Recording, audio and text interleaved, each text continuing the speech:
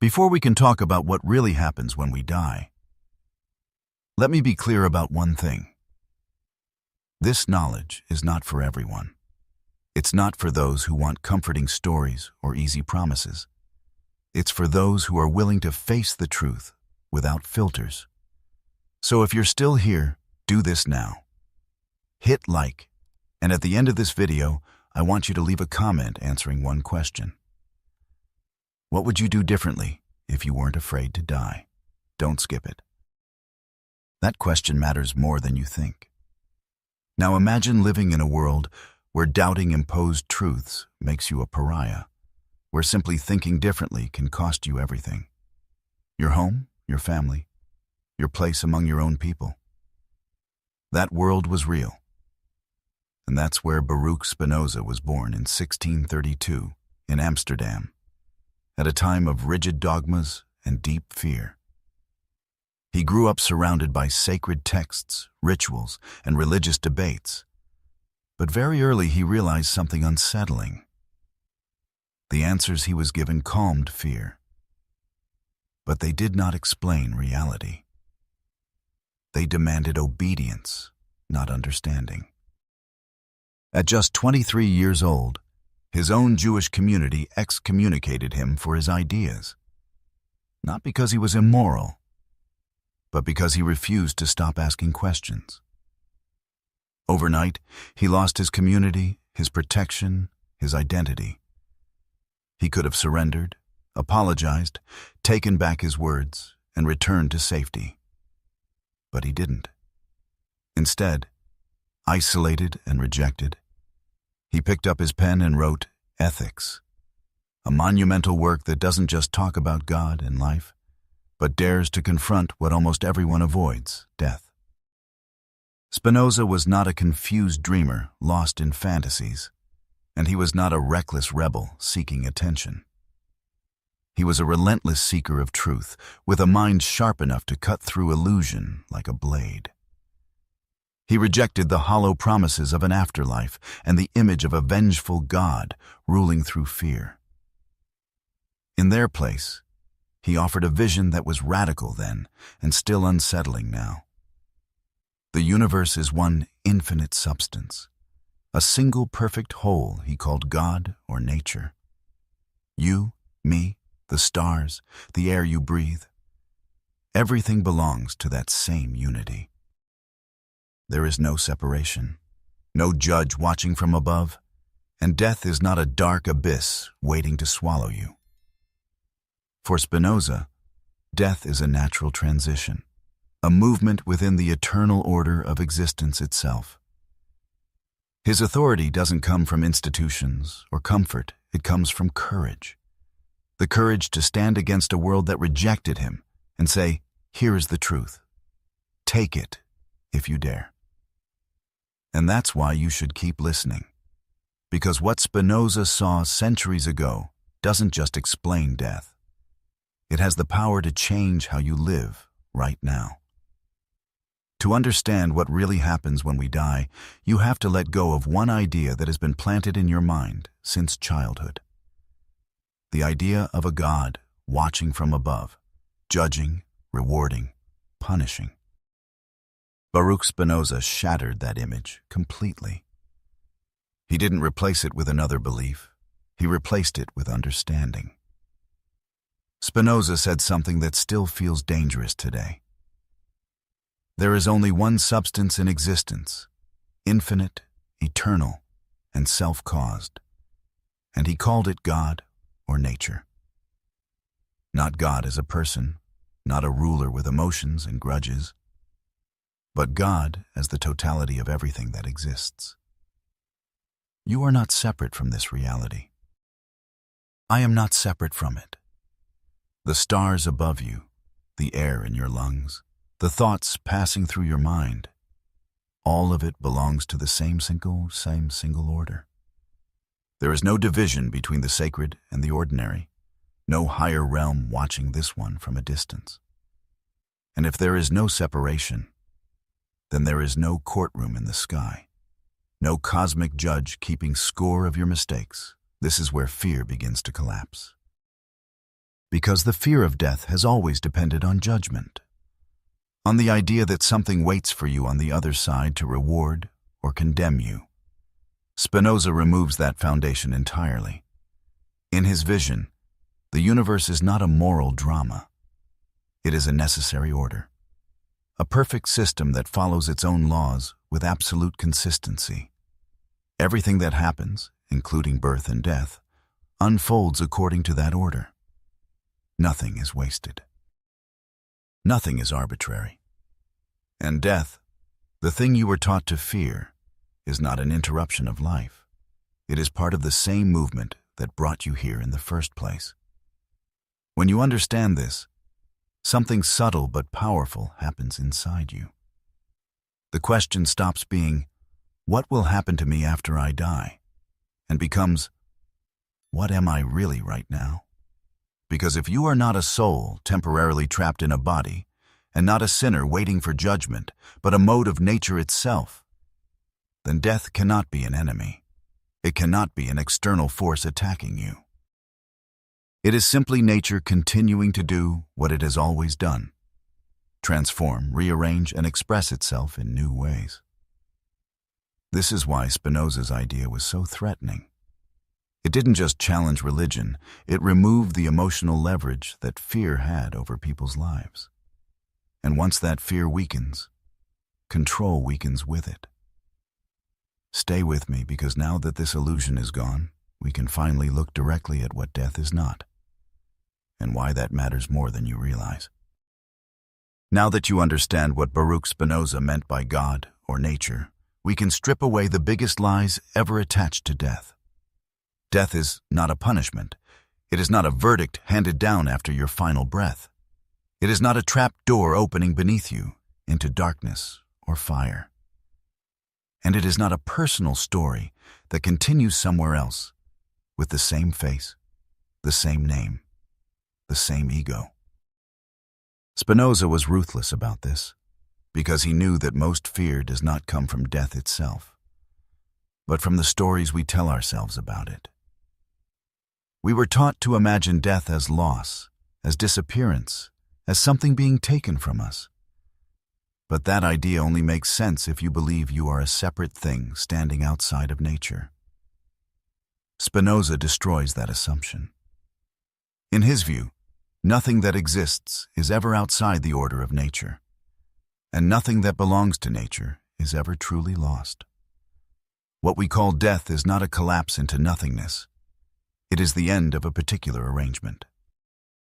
The body dissolves, yeah. But dissolution is not annihilation. It is transformation. Just like a wave does not vanish when it reaches the shore, and a leaf does not cease to exist when it falls from the tree. It simply changes form and returns to the larger process that made it possible in the first place. The terrifying image of a black void after death is not an intuition. It is a projection of the ego, the part of you that desperately wants to remain intact, permanent, separate. That is why the idea of personal immortality is so seductive and so harmful at the same time. It promises comfort, but it chains you to fear. Because now everything you do feels like a test. Every mistake feels dangerous, and death becomes a threat instead of a fact. Spinoza refuses to lie to you. He does not tell you that your personality survives untouched, and he does not need to, because that promise was never the cure for fear. In fact, it was the source of it. When you stop demanding that death preserve your identity, when you stop asking it to confirm your importance, the fear begins to loosen its grip. Death stops looking like a thief and starts looking like what it really is: a natural transition within a system that has never needed to destroy anything to continue. And once this illusion falls away, you are ready to face the real question, the one that actually generates fear, not death itself, but the idea of me. This is where Baruch Spinoza takes you to the place most people never dare to go, not with superstition, not with comfort stories, but with clarity. When we die, nothing magical happens, and nothing catastrophic happens either. There is no sudden leap into a foreign realm, and no collapse into a cold, empty void. What happens is far simpler and far more unsettling to the ego. The body returns to nature, and the individual form dissolves back into the whole. Spinoza asks you to look at this without blinking. Your body, this structure that carried you through life, follows the same laws as everything else in the universe. It breaks down, it transforms, it feeds other forms of life. This is not loss. It is return. And the part of you that fears disappearing, the voice that whispers, "I will be gone," that voice is not your essence. It is your attachment. Think of a leaf falling in autumn. It does not vanish into nothing. It touches the ground, decomposes, and becomes nourishment for new life. Or think of a river flowing into the sea. The river does not die when it reaches the ocean. It becomes part of something larger than itself. Spinoza uses no poetry to hide the truth, yet the truth itself carries beauty. You are a temporary expression of an eternal process. Your form ends, but the substance that made you possible does not. This is why he insists that death is not a loss, but a transformation. What truly terrifies us is not the end of the body, but the end of the idea of me as something separate and permanent. But that idea was never real to begin with. You were never an island. You were always a wave. And when the wave returns to the ocean, nothing is destroyed. It simply changes how it exists. Once you see this, once you really let it sink in, death stops looking like an enemy waiting for you in the dark and starts revealing itself as a natural movement you have been part of all along. And this understanding leads us directly to the hidden source of fear itself, the place where anxiety is actually born. If death itself is not the enemy, then the real question becomes this: where does the fear actually come from? Baruch Spinoza was brutally honest about this, and his answer is uncomfortable because it points straight back at us. Fear is born from attachment, from clinging to the idea of a separate self, a fragile I that wants to remain fixed, protected, and permanent in a universe that is constantly changing. We imagine ourselves as isolated beings, standing apart from nature, and from that illusion comes anxiety. The mind creates dark images of disappearance, of nothingness, of being erased. But those images are not insights. They are inventions of the ego fighting to survive. Spinoza explains that fear is a passive emotion, an affect that takes control of you when you do not understand what is happening. It makes you feel small, powerless, as if some external force holds your fate in its hands.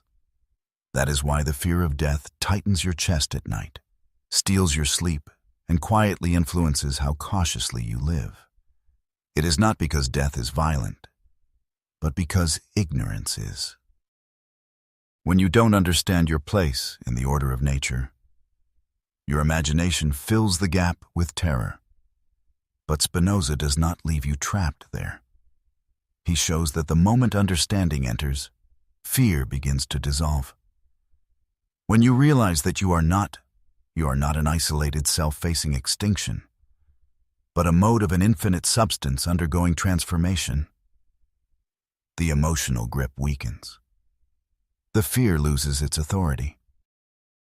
This does not mean you stop caring about life or pretend loss doesn't hurt. It means fear no longer rules you, and once fear loosens its hold, something else becomes possible. A different way of living, grounded not in avoidance, but in clarity. That is where Spinoza's most practical insight begins to emerge. Here is where Spinoza becomes truly dangerous, because he takes away the last illusion people cling to for comfort. Eternity, he says, is not something waiting for you after death. It is not a reward at the end of the road, not a place you earn by behaving correctly. Eternity is not later. Eternity is now.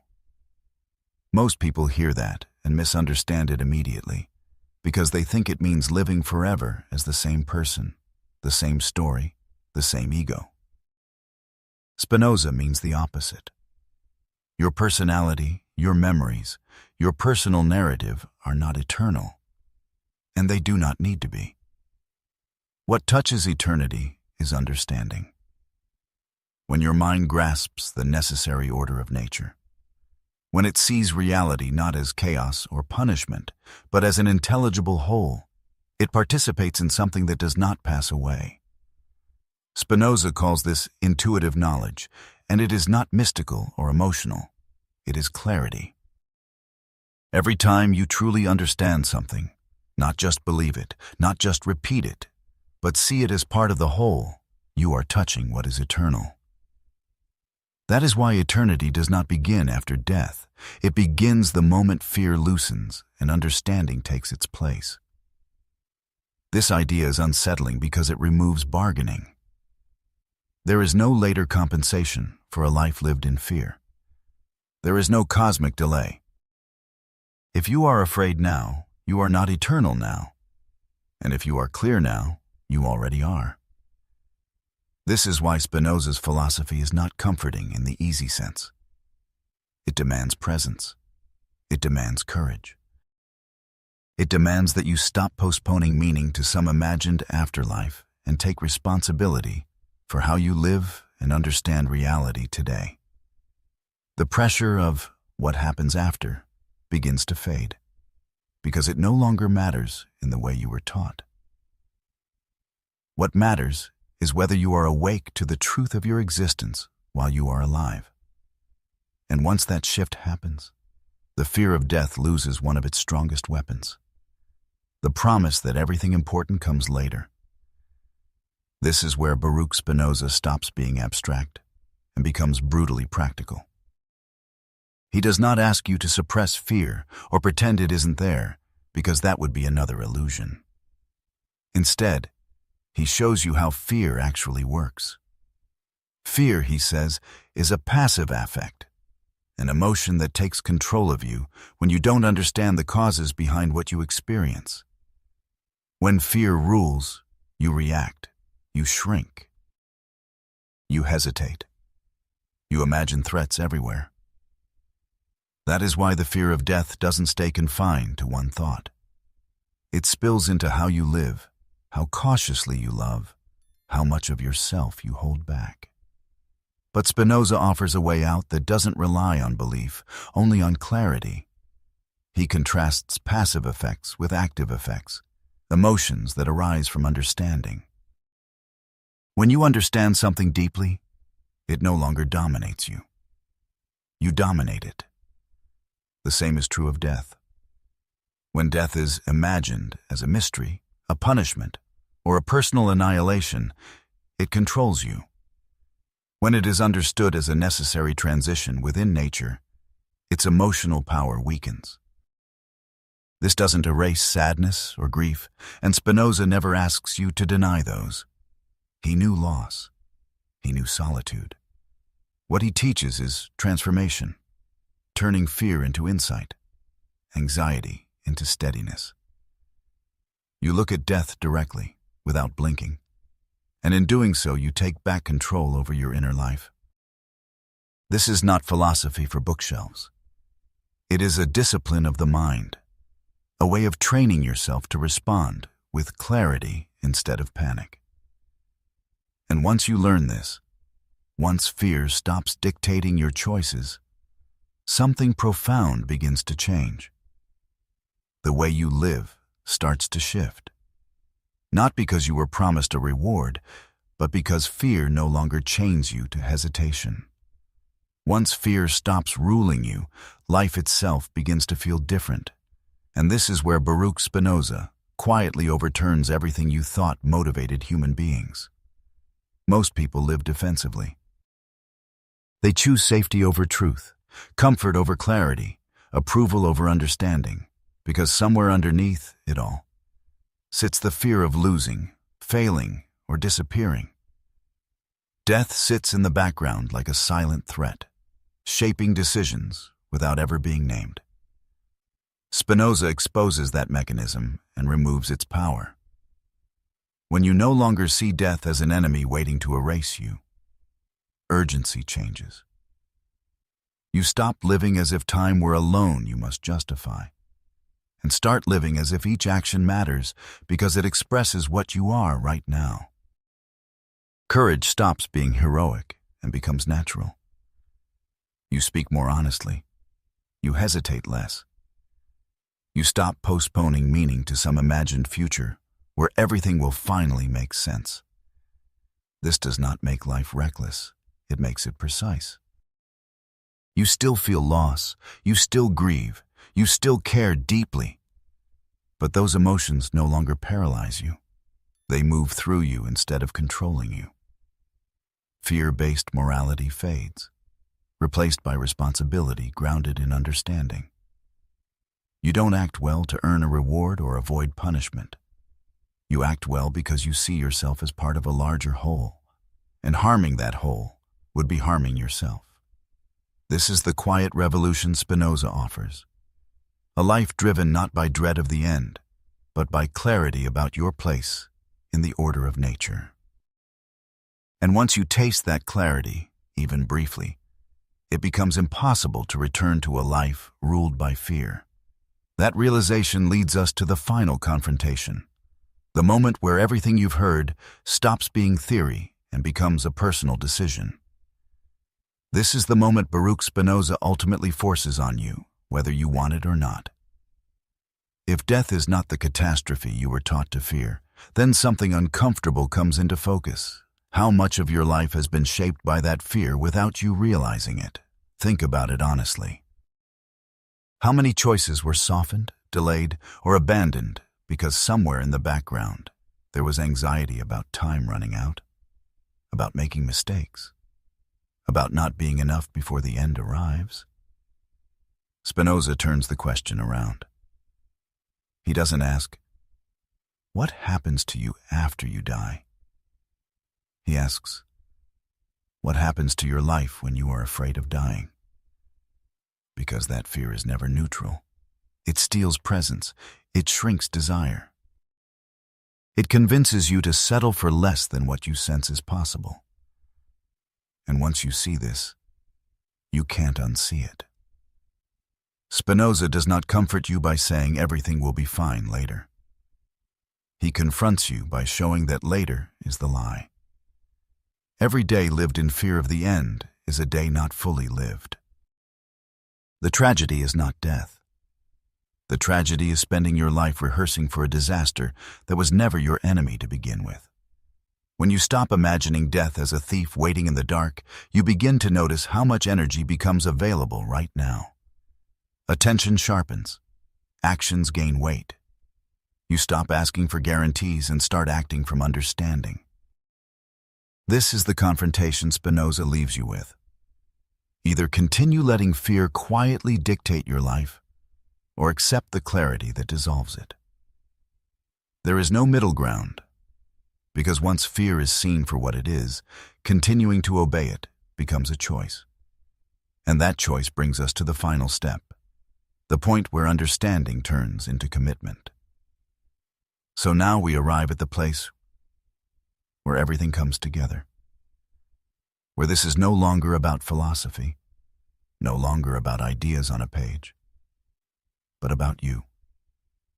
Baruch Spinoza did not spend his life trying to comfort people with beautiful illusions.